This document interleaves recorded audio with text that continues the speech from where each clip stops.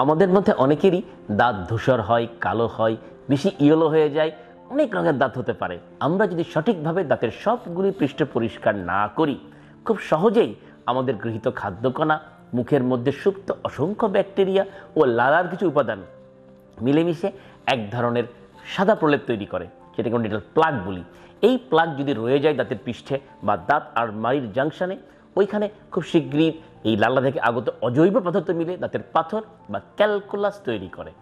অনেক সময় আঘাত লেগে আমরা বুঝতে পারি না দাঁতে আঘাত লেগে গেছে, এবং আঘাতের পরবর্তীতে দাঁতটা আস্তে আস্তে লাল হয়ে যায়। বিশেষ করে প্রান্তিক জনগোষ্ঠীতে যারা টিউবওয়েল ব্যবহার করে, এটা খুব বেশি রোগী পাই আমরা।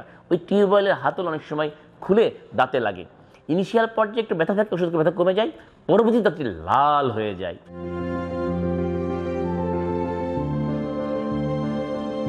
আমাদের মধ্যে অনেকেরই দাঁত ধূসর হয়, কালো হয়, বেশি ইয়েলো হয়ে যায়, অনেক রঙের দাঁত হতে পারে।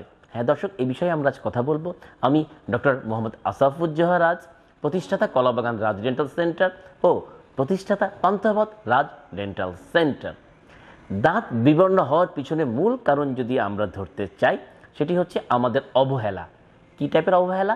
আমরা যদি সঠিকভাবে দাঁতের সবগুলি পৃষ্ঠ পরিষ্কার না করি, খুব সহজেই আমাদের গৃহীত খাদ্যকণা, মুখের মধ্যে সুপ্ত অসংখ্য ব্যাকটেরিয়া ও লালার কিছু উপাদান মিলেমিশে এক ধরনের সাদা প্রলেপ তৈরি করে, যেটাকে আমরা ডেন্টাল প্লাগ বলি। এই প্লাগ যদি রয়ে যায় দাঁতের পৃষ্ঠে বা দাঁত আর মাড়ির জাংশনে, ওইখানে খুব শীঘ্রই এই লালা থেকে আগত অজৈব পদার্থ মিলে দাঁতের পাথর বা ক্যালকুলাস তৈরি করে। এই প্লাগ আর পাথর দাঁতে যখন জমতে শুরু করে, তখনই দেখা যায় দাঁতের বিভিন্ন জায়গাতে বিভিন্ন বর্ণের দেখা যায়, কালো হয়ে শক্ত হয়ে জমে যাচ্ছে, ইয়েলোইশ হয়ে যাচ্ছে। বিশেষ করে দাঁতের ভিতরের পৃষ্ঠে অথবা যেখানে আমরা ব্রাশ পৌঁছাই না, ব্রাশ করি না, সেই জায়গাগুলিতেই এই পাথর বা প্লাগ জমতে থাকে এবং দাঁতকে বিবর্ণ দেখায়। এর পাশাপাশি দাঁত বিবর্ণের অন্যতম কারণ হচ্ছে আমাদের খাদ্য অভ্যাস। যারা ধূমপান করছে, পান খাচ্ছে, তাদের দাঁত কিন্তু এরকম ব্ল্যাকিশ বা ব্রাউনিশ হয়ে যাওয়া খুবই স্বাভাবিক।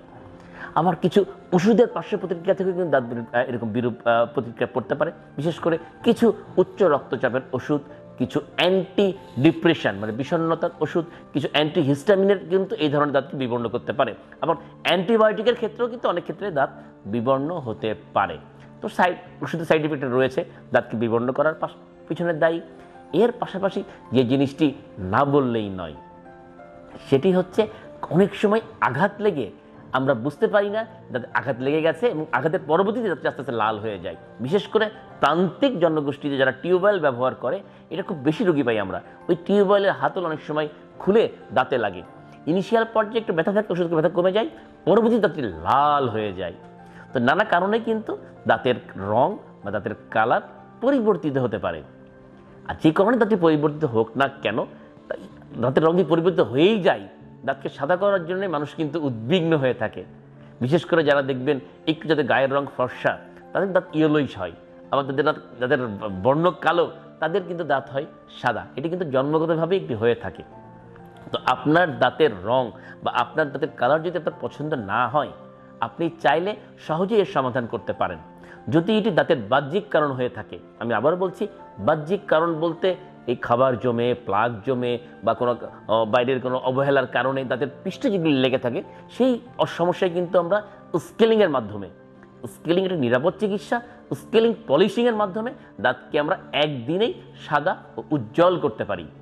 কিন্তু যদি ভিতরকার কারণ হয়ে থাকে, যেমন ওষুধের সাইড ইফেক্ট, আঘাতজনিত কারণ, অথবা আমাদের চামড়ার বর্ণজনিত কারণে দাঁত ইয়েলোইশ হয়ে থাকে, সেক্ষেত্রে আসলে স্কেলিংয়ে অত সাদা হয় না। সেক্ষেত্রে প্রয়োজন হয় টুথ হোয়াইটিং নামে একটি চিকিৎসা। এটি একটি নিরাপদ চিকিৎসা। বিশেষ কেমিক্যাল ব্যবহারের মাধ্যমে এই ডেন্টাল ক্লিনিক বা চেম্বারে আমরা এই ধরনের চিকিৎসা দিয়ে থাকি। এই চিকিৎসা নিলেই কিন্তু দাঁতটি আবার সুন্দর, সাদা, সুসজ্জিত হয়ে যায়। তবে অনেক ক্ষেত্রে প্রয়োজন পড়ে যে দাঁত একটু অংশ ভেঙে গেছে, একটু কালো হয়ে গেছে বা ক্ষয় হয়ে গেছে, সেক্ষেত্রে কিন্তু আমরা দাঁতকে আবার ল্যামিনেশন করতে উৎসাহিত করি। বিশেষ দাঁতের কালারের সাদা ম্যাটেরিয়াল দিয়ে আমরা ওই দাঁতেরকে প্রলেপ দিয়ে দেই, যাতে হাসলে দাঁতকে আর সেই কালো অংশ দেখা না যায়, সাদা হয়ে থাকে দাঁতটি। বিভিন্নভাবেই কিন্তু দাঁতকে সাদা, সুসজ্জিত করা সম্ভব। তো দর্শক, আমাদের মধ্যে যারা এই সমস্যায় ভুগছেন, তারা হাসিকে লুকিয়ে না রেখে হাসি দিয়ে মানুষের মন জয় করার জন্যে দাঁতকে সাদা করে তুলুন। সহজ নিরাপদ চিকিৎসার মাধ্যমে আমাদের দেশের ডেন্টিস্টরা এই চিকিৎসা দিয়ে আসছে এখনও দিচ্ছে, ভবিষ্যতেও দেবে। তো আপনি একজন বিডিএস ডিগ্রিধারী ডেন্টাল চিকিৎসকের পরামর্শ নিয়ে দাঁতকে সুন্দর করে ফেলুন, যাতে আপনার আত্মবিশ্বাস বেড়ে যায়। ধন্যবাদ সবাইকে।